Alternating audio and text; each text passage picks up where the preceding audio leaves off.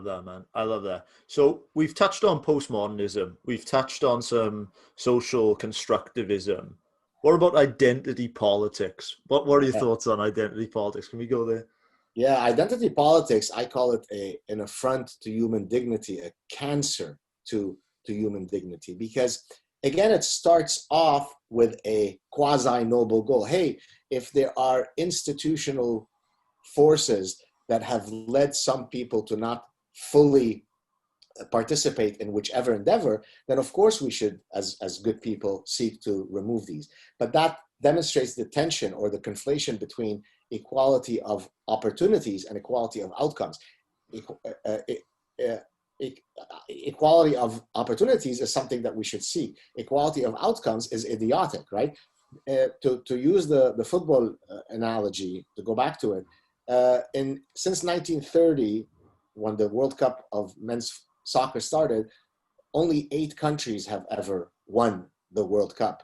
Well, that seems a bit racist. How come Namibia's never won it? It seems quite Islamophobic. How come no Islamic countries never won it?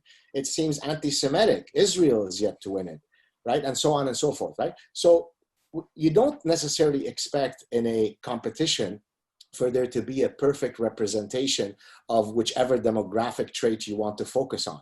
That's contrary to one of the most fundamental protective belts of an enlightened society, which is you elevate the individual. That's classical liberalism. It's I am Gad Saad before I am Lebanese Jew.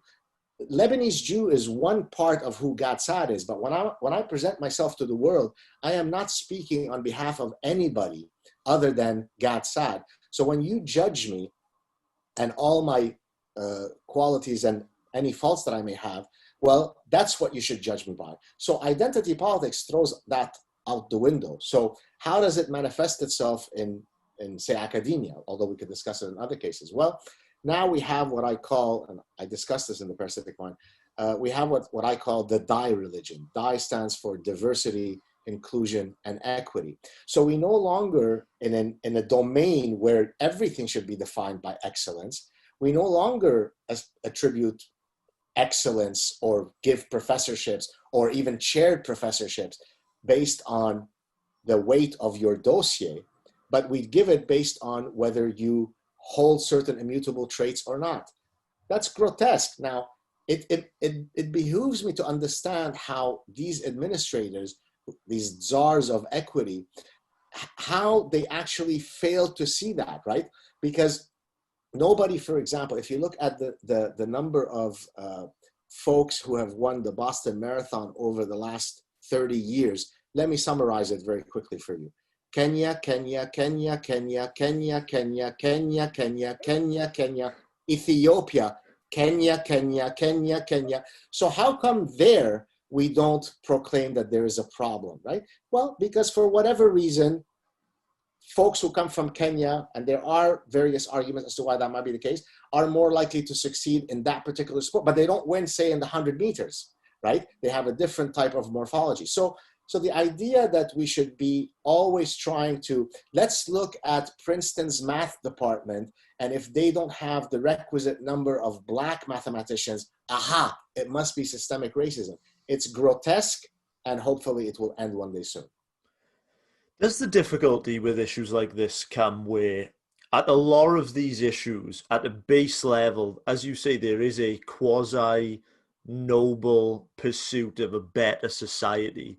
But does the issue then come when we sacrifice truth in the pursuit of that? Well, that's it. That's the old thing when I said, you can walk and chew gum at the same time. So this, by the way, speaks to a tension in answering your question between two ethical systems. One is called deontological ethics. The other one is called consequentialist ethics. So a deontological statement would be, it is never okay to lie. That's an absolute truth.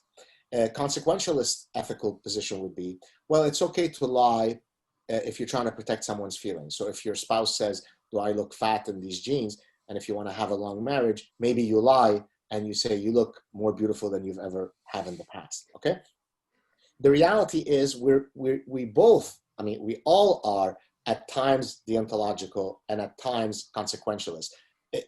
only, you know, religious zealots and so on, the most dogmatic of people are absolutists in all cases. That doesn't make sense. So we're wired to navigate through both systems. The question, though, is in which context should you activate which system?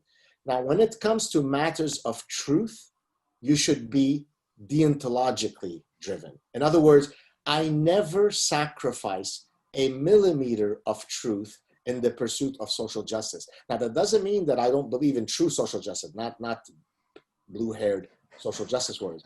True social justice, of course, I'm about as liberal as they come. So I could be completely for trans rights, yet recognize that a 270-pound male who's 6'5", who decides that he now self-identifies as a female, should not be competing in boxing with biological females because, bruh, I'm a woman, right? So I can, again, chew gum and walk at the same time. Yes, I'm all for trans rights. No, I'm not for the murder of truth and rejection of reality in the pursuit of those rights.